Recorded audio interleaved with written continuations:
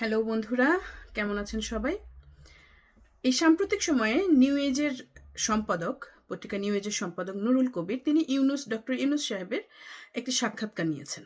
এই সাক্ষাৎকারটি শুনে এবং দেখে আমার মনে হয়েছে যে তিনি একটি সম্পূর্ণ ইউনিক একটি পদ্ধতিতে দেশ চালাচ্ছেন বর্তমানে, যেটি আমি বলতে পারি যদি লাইগা যায়।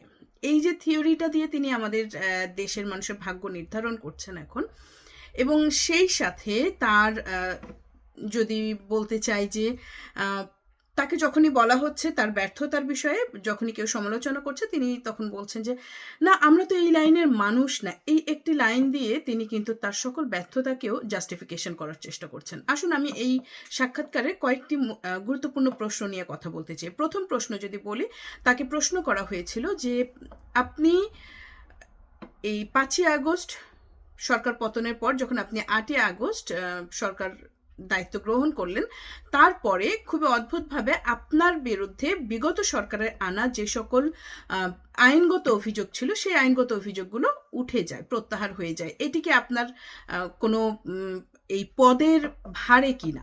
তো তার যে উত্তরটি ছিল, তিনি বেশ একটু গা ঝাড়া দিয়ে বলেন, না, এগুলো সব ভুয়া মামলা ছিল, এগুলো উঠে যাওয়ারই ছিল, এগুলো সকল মিথ্যে, এবং মানে রায় তার পক্ষেই আসতো, এরকম একটি গা ঝাড়া দিয়ে কথা তিনি বলেন। এখন আমার কথা, যদি তাই হবে, যদি এই সকল মামলা মিথ্যাই হবে, তবে আপনি এই মামলাগুলোকে রায় পর্যন্ত কেন যেতে দেননি? আপনি ক্ষমতায় আসার পরে 12ই আগস্ট কেন সরকারের পক্ষ থেকে দুদকের মাধ্যমে, খেয়াল করবেন, দুদকে এই মামলাটিকে প্রত্যাহার করে নেয়, এই মামলাগুলোকে দুদক প্রত্যাহার করে নেয়। এটি কিন্তু কোনো রায়ে তিনি খালাস পাননি, তিনি তার ক্ষমতা দেখিয়ে তার রায়গুলোকে প্রত্যাহার করে নিয়েছেন। সত্যি হচ্ছে যে যদি এগুলো ভুয়াই হতো, তবে এই বিগত 10 বছর তিনি মামলা লড়ার পরেও তার প্রতিষ্ঠান থেকে 136 কোটি তিনি কর কিন্তু পরিশোধ করেছেন, এবং এই যে 666 কোটি টাকা তিনি মাফ করে নিয়েছেন, এবং তার যে গ্রামীণ ব্যাংক, সেখান থেকে তিনি যে 5 বছরের জন্য তাদের যে কর সেটাকে প্রত্যাহার বা মওকুফ করে নিয়েছেন, সেটার মাধ্যমে যে হাজার হাজার কোটি টাকা তিনি কর ফাঁকি দিলেন, সেই করটাকে তিনি এখন বাংলাদেশের মানুষের জনগণের উপর দিয়ে সেটিকে আদায় করতে চাইছেন। এই যে অর্থ বছরের মাঝামাঝি সময়ে তিনি এসে নতুন করে 100 পণ্যের উপরে কর আরোপ করেছেন। এই যে হাজার হাজার কোটি টাকা তিনি কর ফাঁকি দিয়েছেন, সেই করগুলো এখন জনগণের মাথায় দিয়ে দিচ্ছেন। কেননা আমরা জানি যে অর্থ বছরে যখন বাজেট হয়, সেটা জুন জুলাই, যদি কোনো কিছু বাড়তি কমতি করার থাকে সেই সময়ই সরকার করে দেয়। কখনো নতুন করে এটি বাংলাদেশের ইতিহাসে মনে হয় খুবই অভিনব যে অর্থ বছরের মাঝামাঝি এসে 100টি পণ্য বা তারও অধিক তিনি পণ্যের উপরে কর আরোপ করেছেন।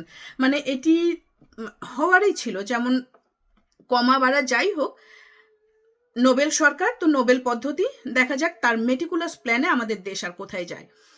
এরপরে তিনি নুরুল কবির সম্পাদক আরেকটি প্রশ্ন করেন যে এই যে আপনি সবসময় বলেন এটি একটি ভিন্ন জগৎ, এভাবে জড়িয়ে পড়তে হবে, এরকম একটি রাজনৈতিক দায়িত্ব নিতে হবে রাষ্ট্র পরিচালনার, আপনি কখনো চিন্তা করেননি। কিন্তু আপনি 2007 সালে যখন আপনার একটি রাজনৈতিক পার্টি করেছিলেন, তখন কিন্তু সেটিকে রাজনৈতিক কর্মকাণ্ড হিসেবেই চিন্তা করেছেন, এবং সেখানে যদি আপনি কন্টিনিউ করতেন, তাহলে কি আপনাকে তো রাষ্ট্রের দায়িত্বই নিতে হতো।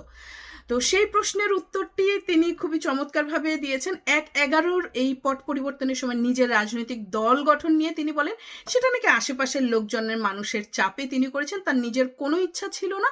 তিনি আবার বলছেন যে তখন কোনো দল ছিল না, তাই চেষ্টা করে দেখলেন।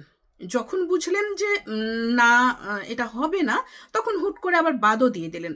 ভেবে দেখুন তার দেশের প্রতি যে কমিটমেন্ট, সেটা কোন পর্যায়ের। কিন্তু সত্যিটা আপনাদেরকে বলি, সত্যিটা হচ্ছে উনি যখন নাগরিক শক্তি নামের যে দলটি গঠন করেছিলেন, সেটি অত্যন্ত আবেগঘন একটি লিখার মাধ্যমে তিনি সেই সময়ের দৈনিক সকল পত্রিকাতে এসেছিল, প্রথম আলো থেকে জাতীয় সকল পত্রিকাতে বড় করে প্রথম পেজে ছাপানো হয়েছিল, সেটা আপনারা খোঁজ করলে দেখতেও পাবেন। এবং সেই সময় -2 ফর্মুলা চলছিল, সেটারই ধারাবাহিকতায় তিনি কিন্তু লিখিতভাবে জনগণের কাছে এটার মতামত চেয়েছিলেন। কিন্তু রাজনৈতিক পরিস্থিতির পরিবর্তনের আন্দাজও তিনি করতে পারার সাথে সাথে তিনি সেখান থেকে সরে আসেন, এবং পরবর্তীতে তিনি জনগণকে বলেন যে না, জনগণ আমাকে সমর্থন দেয়নি, এবং তিনি আরও বলেন যে বড় বড় দলগুলোর কয়েকজন বড় নেতা আমার সাথে যোগ দেওয়ার কথা ছিল, তারা দেয়নি, তাই আমি আর করতে পারছি না। তার মানে তিনি কিন্তু বড় দলগুলোকে ভাঙানোরও চেষ্টা করেছিলেন। অথচ তিনি এই যে এখান থেকে আমরা যদি দেখি যে তার যে দলের প্রতি কমিটমেন্ট, তার যে দেশের প্রতি কমিটমেন্ট, আমার ইচ্ছা হলো আমি একটি দল করলাম, আমার ইচ্ছে হলো না আমি সেখান থেকে উইথড্র করে নিলাম, এই ধরনের অদ্ভুত অস্বাভাবিক মিথ্যাচার যখন একজন সম্মানিত ব্যক্তি করছেন, তখন কিন্তু দেখলে আমাদের লজ্জা পেতে হয়। এবং তার যে হেয়ালিপনা কথা শুনলে সত্যি অবাক হতে হয়, যে দল রাষ্ট্র নিয়ে কি সাংঘাতিক খামখেয়ালিপনা তার কথা। হ্যাঁ, তো এটা হলো তার খামখেয়ালিপনার কথা বললাম। এরপরের প্রশ্নে আসি। তখন তাকে বলছেন নুরুল কবির যে আপনার এই যে প্রধান উপদেষ্টা পদের নাম, মানে নমেনক্লেচার অফ দ্য পজিশন, এটা আপনি এগ্রি করলেন কেন? আপনি কাকে উপদেশ দেন, যেহেতু আপনি প্রধান উপদেষ্টা? তো তার উত্তরটা হচ্ছে, ওগুলো আমার মাথায় ছিল না, ওগুলো আমার মাথায় আসেনি। নামটা কি উপদেষ্টা হলো না কি হলো, দায়িত্ব নিতে বলেছে, আমি দায়িত্ব নিয়েছি। ওনার এই দায়িত্ব জ্ঞানহীন কথা এবং উত্তর শুনে আমার তো মনে হয়েছে যে পিলে চমকে গেছে। তিনি বলছেন যে ছাত্ররা তাকে দায়িত্ব নিতে বলেছে, তাই তিনি পদবি দায়িত্ব কিছু না জেনেই সরকার প্রধান হয়ে গেলেন। কি পরিমাণে চিন্তা শক্তির লোপ পেলে একজন বিদ্বান ব্যক্তি এই ধরনের কথা বলেন?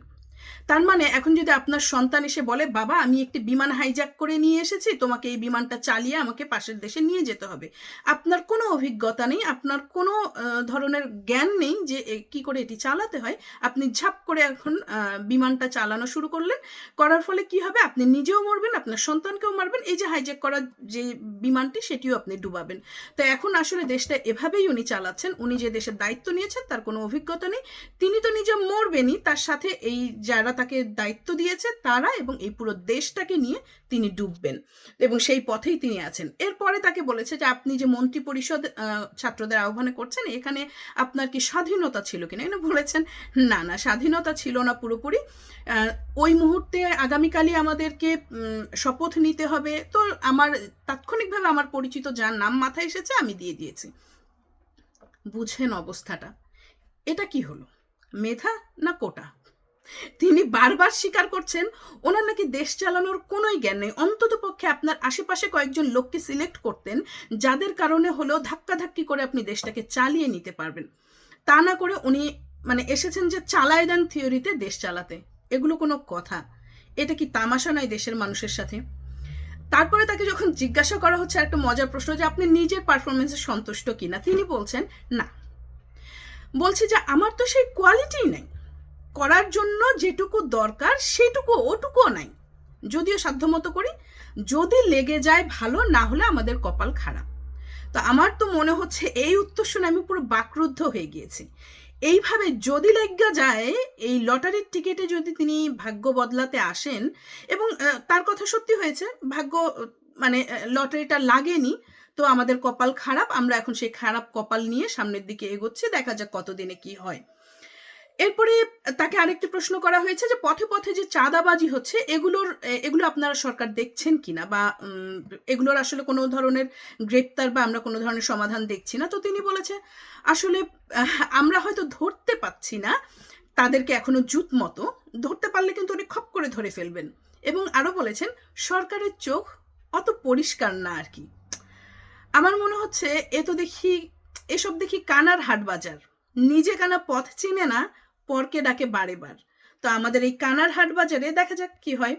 আরেকটি গুরুত্বপূর্ণ কথা তাকে জিজ্ঞাসা করেছে যে আওয়ামী লীগ আমলে প্রচুর টাকা, হাজার হাজার টাকা নাকি পাচার হয়েছে, তো সেটার জন্য আপনি একটি কমিশনও করেছেন, টাকা পয়সা ফিরে পাওয়ার ক্ষেত্রে কোনো অগ্রগতির ইঙ্গিত কি পাচ্ছেন? তো এটার উত্তরে তিনি বলেছেন সাক্ষ্য প্রমাণ পেয়ে গেলে আমরা নিশ্চয়ই একটি ব্যবস্থা গ্রহণ করতে পারবো। তার মানে তিনি স্বীকার করছেন 5 মাস সময় পার হয়ে যেও তিনি এখন পর্যন্ত কোনো প্রমাণ বের করতে পারেননি। রাষ্ট্রের সকল প্রতিষ্ঠান ব্যবহার করেও আপনারা কেন এখনো এই 5 মাসেও কোনো সাক্ষ্য প্রমাণ জোগাড় করতে পারেননি? এটিও কি আরেকটি আয়নাঘর? কোনো ধরনের সাক্ষ্য প্রমাণ নেই।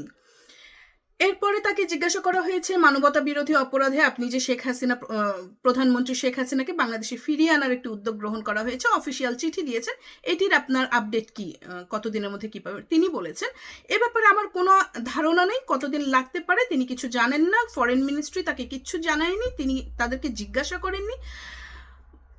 তারা কি অদ্ভুতভাবে এই জবাবও দিতে হচ্ছে। তিনি বলছেন, আমি জানি না, আমি বুঝি নাই, আমার জ্ঞান নাই, আমার অভিজ্ঞতা নাই, এসব বলে আপনি কিন্তু পার পাবেন না।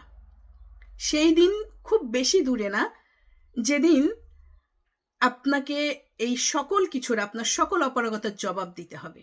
সৃষ্টিকর্তা আপনাকে ততদিন পর্যন্ত দীর্ঘায়ু করুক। ধন্যবাদ।